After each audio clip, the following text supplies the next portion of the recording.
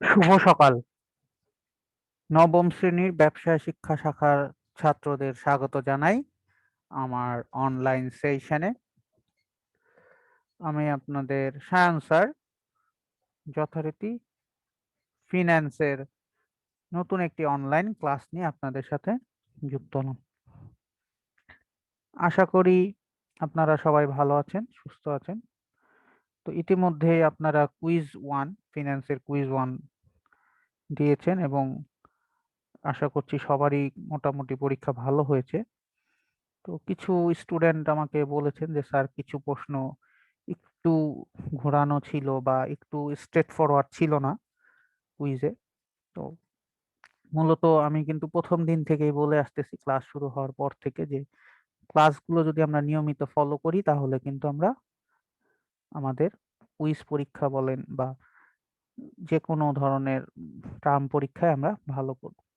কারণ কিছু জিনিস আমরা নিজেদের বুদ্ধি বিবেচনা দিয়ে লিখব, কিছু জিনিস আমাদের ক্লাসের মধ্যে আমি অতিরিক্ত কিছু বলি, যেগুলো আমি বলি একটু আপনারা লিখবেন, যেটা আসলে সিডাব্লিউ। তো এই জিনিসগুলো যারা করেছেন তারা কিন্তু প্রবলেমে কম পড়বেন, বাট যারা এই জিনিসগুলো করবেন না, ক্লাসগুলো নিয়মিত করবেন না, শুধুমাত্র বই নির্ভর পড়বেন, তাদের জন্য কিন্তু অনেক ক্ষেত্রে কষ্ট হয়ে যাবে বই থেকে অ্যান্সারগুলো খুঁজে বের করতে।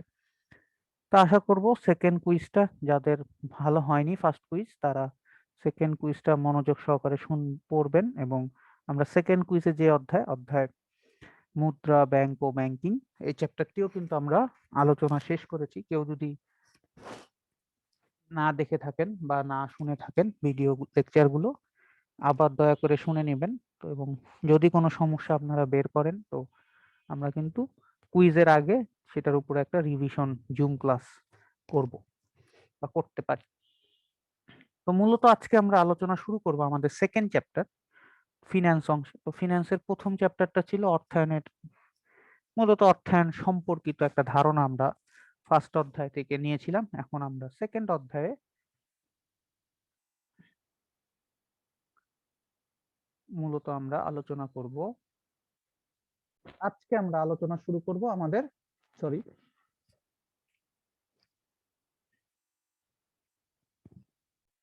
বইয়ের দ্বিতীয় অধ্যায় অর্থায়নের উৎস, অর্থাৎ আমরা কোন কোন মাধ্যম থেকে অর্থ আনতে পারি সেটা নিয়ে মূলত আমরা আজকে এই চ্যাপ্টারে আলোচনা দিয়ে শুরু করব এবং এর কিছু অংশের আজকে আলোচনা করব আমাদের এটা বইয়ের অংশ থেকে। তো বই থেকে আমাদের এই অধ্যায়টা। তো যদি আমি একটু এখানে দেখি সূচনাতে, অর্থায়ন বলতে তহবিল সংগ্রহ, ব্যবস্থাপনা ও বন্টন। আমার সংগ্রহ করতে হবে এবং সেটা কিভাবে বন্টন হবে সেই ব্যবস্থাপনাটাও থাকবে। তো মূলত আমরা এই অধ্যায় থেকে তহবিল সংগ্রহ করার কাজটি সুচারুভাবে সম্পন্নের জন্য বিভিন্ন উৎস সম্পর্কে ধারণা নিব, অর্থায়নের বিভিন্ন উৎসের বৈশিষ্ট্য জানবো, এই বৈশিষ্ট্যগুলো আমাদের ব্যবসায় বিভিন্ন পরিস্থিতিতে তহবিল সংগ্রহ করা উচিত, কোন পরিস্থিতিতে কোন ধরনের তহবিল থেকে সংগ্রহ করা উচিত সেটা দেখব। যেমন স্থায়ী মূলধন সংগ্রহের জন্য আমরা শেয়ার বিক্রি করে তহবিল সংগ্রহ করা উচিত, আবার দৈনন্দিন প্রয়োজন মেটানোর জন্য আমাদের কাঁচামাল ক্রয়ের মাধ্যমে বাকিতে ক্রয়ের সুযোগ করে স্বল্প মেয়াদী ব্যাংক ঋণের মাধ্যমে তহবিল সংগ্রহ করা উচিত। যেটা আমরা উপযুক্ততার নীতিতেও মূলত দেখে আসছিলাম যে আমরা কোন ধরনের উৎস থেকে কোন ধরনের টাকাগুলো নিব। তো এই ডিটেইল আলোচনাটা আমাদের এই চ্যাপ্টারের। তো আমাদের বই থেকে আমরা 16 থেকে 18 পৃষ্ঠার আলোচনা আজকে করব। তো প্রথমে আমরা যদি একটু ভূমিকাটা দেখি, যে কোনো ব্যবসা প্রতিষ্ঠান শুরু করার জন্য এবং দৈনন্দিন ব্যবসা পরিচালনার জন্য যে তহবিলের প্রয়োজন করা হয় তার উৎস নির্বাচন অর্থায়ন ব্যবস্থার জন্য একটি গুরুত্বপূর্ণ সিদ্ধান্ত। অর্থাৎ আমাদের একটা বিজনেস শুরু করতে এবং এই প্রতিদিন বিজনেসের কিছু খরচ হবে, কিছু টাকা আসবে, কিছু টাকা যাবে। তো এই পুরোটা ক্ষেত্রেই কিন্তু অর্থায়ন গুরুত্বপূর্ণ। ভিন্ন ভিন্ন উৎসের খরচ হলেও ভিন্ন ভিন্ন মেয়াদে তহবিলের সুযোগ সুবিধা আলাদা। বিভিন্ন উৎস থেকে আমরা অর্থ কালেকশন করি এবং বিভিন্ন উৎসে সে আমরা সুবিধাগুলো পাই। বিভিন্ন উৎসের মধ্যে তুলনা করে আমাদের প্রতিষ্ঠানের জন্য তহবিলের উপরে যে মিশ্রণটি ভালো, অর্থাৎ আমরা তো একটা সোর্সের উপর ডিপেন্ডেন্ট থাকবো না, আমরা 3-4টা সোর্স নিব এবং এই 3-4টা সোর্সকে আমরা মিলাবো। তো যেটা আমাদেরকে সর্বোচ্চ সুবিধা প্রদান করবে এবং ন্যূনতম খরচযুক্ত সেই মিশ্রণের উৎস থেকেই প্রতিষ্ঠান তহবিল সংগ্রহ করে। তো এখান থেকে একটা নৈর্ব্যক্তিক আসতে পারে যে প্রতিষ্ঠান তহবিলের ক্ষেত্রে কি বিবেচনা করা হবে। যে সর্বোচ্চ সুবিধা প্রদানকারী এবং ন্যূনতম খরচযুক্ত মিশ্রণটা আমরা বিবেচনা করব। তহবিল বিনিয়োগের মূল উদ্দেশ্যই হচ্ছে মুনাফা অর্জন। তহবিল বিনিয়োগের মূল উদ্দেশ্য কি? মুনাফা অর্জন। এখান থেকে একটা শর্ট কোশ্চেন বা এমসিকিউ কোশ্চেন হয় বা জ্ঞানমূলক প্রশ্ন হয়। উল্লেখ্য, কোনো প্রতিষ্ঠান মোট ব্যয়ের চেয়ে মোট আয়ের পরিমাণ বেশি হলে সাধারণত মোট মুনাফা বোঝায়। মোট মুনাফা থেকে তহবিলের উৎস খরচ বাদ দেওয়ার পর বা কর বাদ দিলে নিট মুনাফা পাওয়া যায়। সুতরাং মুনাফার পরিমাণকে সর্বোচ্চকরণ করা, তহবিল উৎসের খরচকে ন্যূনতম হওয়া আবশ্যক। এই জায়গাটাও ইম্পর্টেন্ট যে আমরা আমাদের ব্যয় থেকে বা আয় থেকে আমাদের ব্যয়টাকে মাইনাস করলে আমরা যেটা পাই সেটা হচ্ছে মুনাফা, মোট মুনাফা। মোট মুনাফা থেকে আমরা ট্যাক্স মাইনাস করব, আমরা বিভিন্ন সুদ থাকলে সেগুলো মাইনাস করব, তাহলে আমরা পাবো নিট মুনাফা। তো এই নিট মুনাফাটাকে পাওয়ার জন্য আমাদেরকে কি করতে হবে? তহবিলের উৎস খরচটাকে কমায় ফেলতে হবে, অর্থাৎ ঋণের সুদ, ট্যাক্স রেট এটাকে কমাইতে পারলেই কিন্তু আমাদের নিট মুনাফাটা বেশি হবে। আমরা তহবিলের উৎস সম্পর্কে একটু ধারণা নিব। ব্যবসা প্রতিষ্ঠান বলতে ব্যবসা করার জন্য যে তহবিলের প্রয়োজন, বা ব্যবসা অর্থায়ন বলতে ব্যবসা করার জন্য যে তহবিলের প্রয়োজন হয় তা সরবরাহ করাকেই বোঝায়। যেমন জনাব রহমান একটি দর্জির দোকানের মালিক। ব্যবসার শুরুতে তিনি একটি মেশিন কেনেন। ব্যবসায়ী সাধারণত তার নিজস্ব সঞ্চয় হতে মেশিন ক্রয়ের সিদ্ধান্ত স্থায়ী বিনিয়োগের জন্য অর্থ সংগ্রহের চেষ্টা করে। তো মূলত প্রথমত তার চিন্তা থাকতে হবে যে নিজস্ব কিছু সঞ্চয় থেকেই সে ব্যবসার জন্য মেশিনটা কিনবে। তো তুমি যদি একটা রেস্টুরেন্ট খুলতে চাও, তোমার জন্য যে মেশিন গুলো লাগবে, ফ্রিজটা লাগবে, তোমার চেষ্টা থাকবে নিজের অর্থ থেকেই কেনার। কেননা এই অর্থ তিনি যে কোনো মেয়াদেই ব্যবহার করতে পারবেন, কারণ নিজের অর্থটা সে বেশি দিনের জন্য ব্যবহার করতে পারবে, কম দিনের জন্য ব্যবহার করতে পারবে। কিন্তু তিনি যদি হিসাব করে দেখেন যে নিজস্ব অর্থ দিয়ে মেশিন ক্রয় করা যথেষ্ট নয়, তবে তিনি বাণিজ্যিক ব্যাংক যেমন জনতা, রূপালী ও অন্যান্য বিভিন্ন ব্যাংক বা আর্থিক প্রতিষ্ঠান থেকে নির্দিষ্ট সুদের হারে ঋণ গ্রহণের মাধ্যমে তহবিল সংগ্রহ করতে পারেন। যেমন সে দেখলো যে তার মেশিনের দাম 1,00,000 টাকা, কিন্তু তার কাছে আছে 50,000 টাকা, তাহলে 50,000 টাকা শর্ট, তখন সে কি করবে? ব্যাংক থেকে ঋণ নেবে। ব্যবসায় স্থাবর সম্পত্তি যেমন বিল্ডিং এর ফ্যাক্টরি, অস্থাবর সম্পত্তি হচ্ছে কাঁচামাল, বিক্রয়যোগ্য মালামাল ইত্যাদির বিপরীতে ব্যাংক বা প্রাতিষ্ঠানিক উৎস থেকে বন্ধকি ঋণ গ্রহণ করেও তহবিল সরবরাহ করা হয়। তো এখান থেকে আরেকটা প্রশ্ন হয় স্থাবর সম্পত্তির উদাহরণ। যেমন এখানে একটা ফ্যাক্টরি দেওয়া আছে, বিল্ডিং ফ্যাক্টরি, তুমি কারখানা দিতে পারো, তুমি যন্ত্রপাতি দিতে পারো, আসবাবপত্র দিতে পারো, অফিস সরঞ্জাম দিতে পারো, এগুলো সবই কিন্তু স্থাবর। আর অস্থাবর সম্পদ হচ্ছে কাঁচামাল, অবিকৃত যে পণ্যগুলা বা এখনো বিক্রি হয় নাই, গুদামের পণ্যগুলা, সেগুলো হচ্ছে অবিকৃত পণ্য, যেগুলো হচ্ছে অস্থাবর সম্পত্তি। জনাব রহমান সাহেবের ব্যবসায় যে মুনাফা অর্জন করেন তা কারবার থেকে উত্তোলন না করে কারবারে বিনিয়োগ করলেও সেটা অর্থায়নের প্রয়োজন মিটাবে। ব্যবসা চালকালীন অবস্থায় দৈনন্দিন খরচ যেমন মেশিন মেরামত, বাড়ি ভাড়া, কর্মচারী বিদ্যুৎ প্রদান, বিদ্যুৎ বিল প্রদান ইত্যাদি নির্বাহের জন্য অর্থ ঘাটতিমুখী হন, তবে তার সংস্থানের জন্য তিনি ভবিষ্যতে বিক্রয়ের বিপরীতে অগ্রিম গ্রহণ করতে পারেন।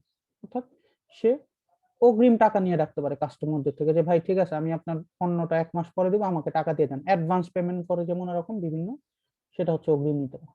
আবার বাকিতে মাল ক্রয় করেও অর্থায়ন করা সম্ভব। অর্থাৎ কেউ কারো কাছ থেকে আমি বাকিতে কিনলাম, টাকাটা আজকে দেওয়ার কথা, আজকে দিলাম না, তার মানে তার টাকাটা আমার, তাকে যে টাকাটা দেওয়ার কথা ছিল সেটা কিন্তু আমার এখন সাময়িক সময় আমার কাজে আসতেছে। অনেক সময় মূল্যবান মেশিনারি, যন্ত্রপাতি, বিল্ডিং ইত্যাদি ক্রয় না করে বিভিন্ন প্রতিষ্ঠান থেকে ভাড়াও নিতে পারে। নিজে না কিনে ফ্রিজ তুমি নিজে কিনলে না, একটা ভাড়া নিলে, কিন্তু অনেক সময় এটাও করা যায়। গাড়ি নিজে কিনলো না, একটা ভাড়ার গাড়ি নিল। এভাবে প্রচুর অর্থ বিনিয়োগের ঝুঁকি হতে রক্ষা পায়। বড় কারবারি প্রতিষ্ঠান যেমন Beximco, Kohinoor chemical, square textile, square pharmaceuticals বা বাংলাদেশ, তারা শেয়ার ও ঋণপত্রের মাধ্যমে অর্থ সংস্থান করে। অর্থাৎ বড় বড় প্রতিষ্ঠান শেয়ারের মাধ্যমে ঋণ দেয়। এই ধরনের উৎস হতে সংগৃহীত অর্থ দীর্ঘমেয়াদে ব্যবহার করা হয়। এভাবে ব্যবসার গঠন, প্রকৃতি, উদ্দেশ্যের ভিন্নতার দিকে বিভিন্ন প্রাতিষ্ঠানিক তহবিল সংগ্রহ করা যায়। যে কোনো ব্যবসা প্রতিষ্ঠান তহবিল উৎসাহনের জন্য মূলত দুটি ভিন্ন উৎস থাকে। একটি হচ্ছে মালিক পক্ষ, অন্যটি হচ্ছে ঋণদাতা। মালিক পক্ষের প্রদত্ত তহবিলকে অভ্যন্তরীণ ও ঋণদাতা কর্তৃক প্রদত্ত তহবিলকে বহিষ্কৃত। ঋণদাতা মূলত ব্যাংক অথবা অন্যান্য বন্ধু বান্ধব, আত্মীয় স্বজন অথবা বিভিন্ন সোর্স থেকে অর্থ আনা, সেগুলো হচ্ছে ঋণদাতা। আর অভ্যন্তরীণ উৎস বলতে ব্যবসায়ের মুনাফা, মালিকের নিজের অর্থ, তা অন্যান্য শেয়ার হোল্ডারদের অর্থ, এগুলো। বেশিরভাগ প্রতিষ্ঠানই সাধারণত দুটি উৎসই ব্যবহার করে। তো আমরা যদি একটু এখানে উৎসের চার্ট করা আছে আমাদের বই থেকে, ব্যবসার মালিক তার সঞ্চিত মুনাফা বা যে অব্যবহৃত মুনাফার যে তহবিল প্রয়োজন মেটাতে বিনিয়োগ করেন তাকে অভ্যন্তরীণ তহবিল বলে। অর্থাৎ মুনাফা পুরাটা সে যদি বাড়িতে না নিয়ে যায়, কিছু অংশ ব্যবসায় রাখে, তাহলে সেটাই হবে অভ্যন্তরীণ তহবিল। মূলত অভ্যন্তরীণ তহবিলটাও দুইটা অংশ, একটা মালিকানা ভিত্তিক, একটা মুনাফা ভিত্তিক। আজকে আমরা মূলত এই দুইটা অভ্যন্তরীণ তহবিল উৎস থেকে দেখবো। তার মানে অর্থায়নের উৎসকে আমরা প্রথমত দুই ভাগে ভাগ করছি, একটা অভ্যন্তরীণ তহবিল, একটা বহিস্থ তহবিল। অভ্যন্তরীণ তহবিলটা কোনটা? মালিকের ব্যবসা থেকে অর্জিত মুনাফা, অব্যবহৃত যে মুনাফাগুলো আছে শেয়ারের মাধ্যমে আনা টাকা, এগুলা মূলত অভ্যন্তরীণ উৎস। আর বহিস্থ তহবিল বলতে মূলত ব্যাংক এর রিলেটেড বা বিভিন্ন আর্থিক প্রতিষ্ঠানগুলো থেকে অর্থ নেওয়া বা বিভিন্ন পাওনাদারদের থেকে ওই যে অগ্রিম টাকা নেওয়া, এগুলা ছিল মূলত বহিস্থ উৎস। তো আমরা যদি অভ্যন্তরীণ তহবিলের অংশটা নিয়ে আজকে আলোচনা করি, তো বিভিন্ন ধরনের কারবারি প্রতিষ্ঠানে অভ্যন্তরীণ তহবিলের প্রকৃতিও ভিন্ন। আমরা জানি সংগঠনের ভিত্তিতে কারবার, এক মালিকানা, অংশীদারি, যৌথ মূলধনী প্রতিষ্ঠান হতে পারে। তো আমরা এটা তোমাদের ব্যবসা উদ্যোগ কোর্সে দেখবে ব্যবসার ধরন। তো এখানে আমরা ফিনান্সের দৃষ্টিকোণে ব্যবসাকে আমরা তিনটা ভাগে এখানে ভাগ করছে তোমাদের। তো এক মালিকানা বিজনেস, অংশীদারি বিজনেস, যৌথ মূলধনী। এক মালিকানা ব্যবসা বলতে যেখানে মালিক নিজেই অর্থ দেয়, অর্থাৎ ছোট মুদি দোকানগুলো, ঠিক আছে, তো অর্থ দেয় এবং অর্থ দ্বারা পরিমাণযোগ্য সে উপকরণ, যেমন ভূমি, শ্রম, মূলধন, সংগঠন ইত্যাদি, এই উপাদানগুলি এক মালিকানা ব্যবসায় লাগে। প্রতিষ্ঠানটি যদি অংশীদারি হয় তবে কয়েকজন বন্ধু বান্ধব মিলে পার্টনারের ব্যবসা, সেটাই আসলে অংশীদারি। যে কয়েকজন মিলে যখন একটা ব্যবসা করে তখন সেটাকে তহবিলে বিনিয়োগ করা হয়, তখন সেই প্রত্যেকজন যে টাকাটা দেয় সেটাই আসলে ব্যবসার মূলধন। দেন অভ্যন্তরীণ যৌথ মূলধনীর ক্ষেত্রে শেয়ার বিক্রির মাধ্যমে তহবিল সংগ্রহ করা, অর্থাৎ যারা বড় কোম্পানি, যেটা আমরা একটু আগে দেখতেছিলাম স্কয়ার, বেক্সিমকো, তারা মূলত শেয়ার বিক্রির মাধ্যমে তহবিল নেয়, সেটি কারবারে অভ্যন্তরীণ তহবিল হিসাবেই বিবেচিত। যৌথ মূলধনী কারবার মূলত দুই ধরনের, একটা প্রাইভেট লিমিটেড, একটা পাবলিক লিমিটেড। এখানে আমাদের একটু আমরা কনফিউশন আছে। আমরা সাধারণত বলি প্রাইভেট লিমিটেড মানে হলো যেটা বেসরকারি প্রতিষ্ঠান, মানে সরকারি না।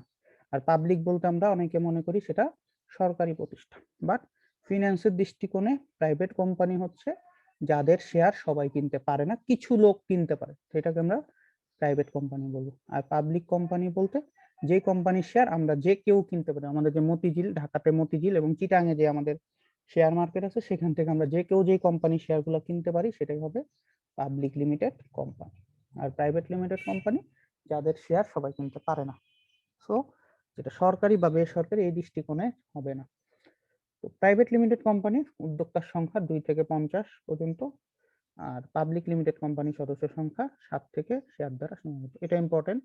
তো যে কোম্পানির শেয়ার সবাই কিনে না সেই কোম্পানির 2 থেকে 50 জনের মধ্যে তাদের শেয়ার হোল্ডার থাকবে, এর বেশি হতে পারবে না, কম হতে পারবে না।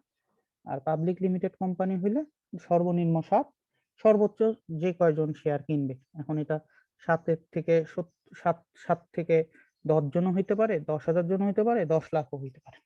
এটার সীমাবদ্ধতা শেয়ার দ্বারা সীমাবদ্ধ। তো মূলত পাবলিক লিমিটেড বা প্রাইভেট লিমিটেড উভয় কোম্পানি শেয়ার বিক্রির মাধ্যমে মূলধন সংগ্রহ করে। তবে প্রাইভেট লিমিটেড কোম্পানি শেয়ার বাজারে শেয়ার বিক্রি করে না, তারা নির্ধারিত কিছু তাদের মালিক পক্ষ আছে তাদের নিকটই বিক্রি করে। পাবলিক লিমিটেড কোম্পানির একটি গুরুত্বপূর্ণ উৎস হচ্ছে শেয়ার। তো মূলত আমরা শেয়ার চ্যাপ্টারটা আমাদের 3য় অধ্যায়ে আমরা আলোচনা করব। দেন আমরা অভ্যন্তরীণ যে উৎসগুলো ছিল, অভ্যন্তরীণ উৎসকে আমাদের বই থেকে আমরা মালিকানা ভিত্তিক উৎসে ভাগ করেছিলাম। প্রথমত আমাদের মুনাফা ভিত্তিক শ্রেণী বিভাগটা যদি আমরা দেখি, আমরা আজকে মুনাফা ভিত্তিক অংশটা নিয়ে কথা বলবো।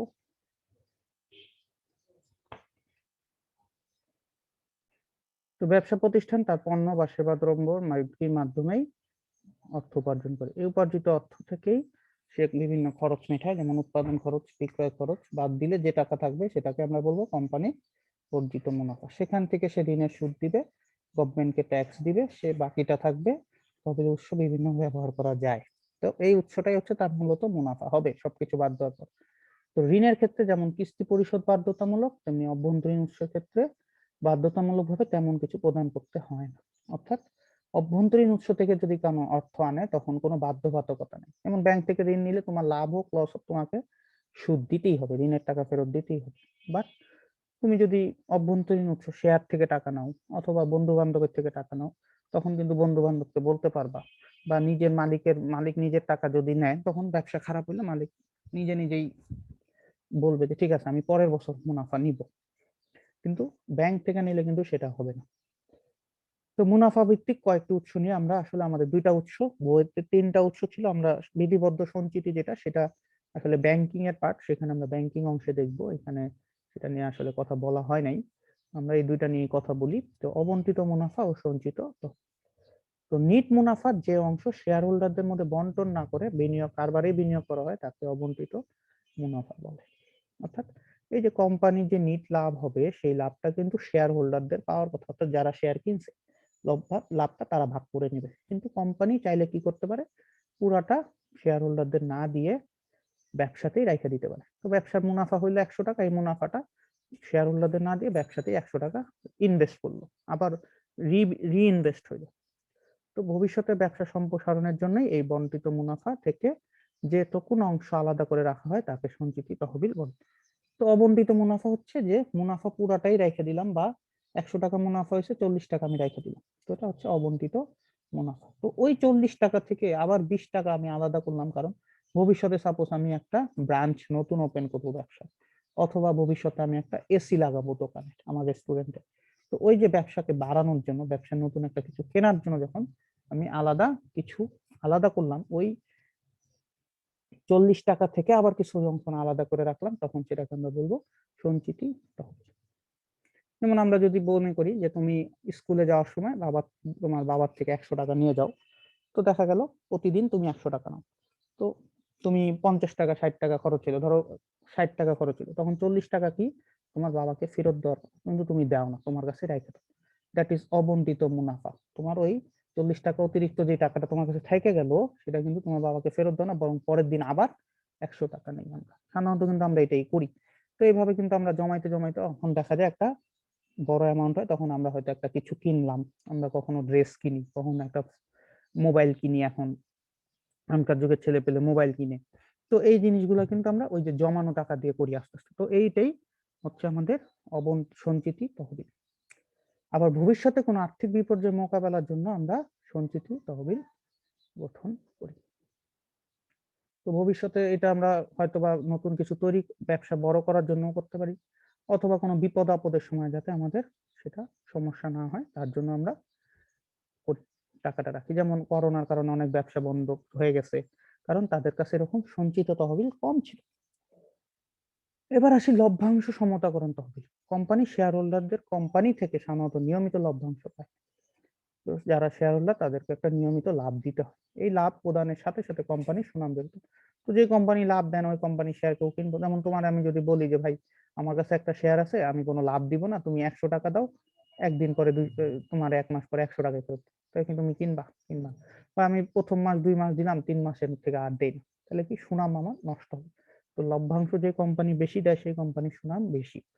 তো মুনাফার পরিমাণ কম হলে লভ্যাংশ সম্ভব হয় না।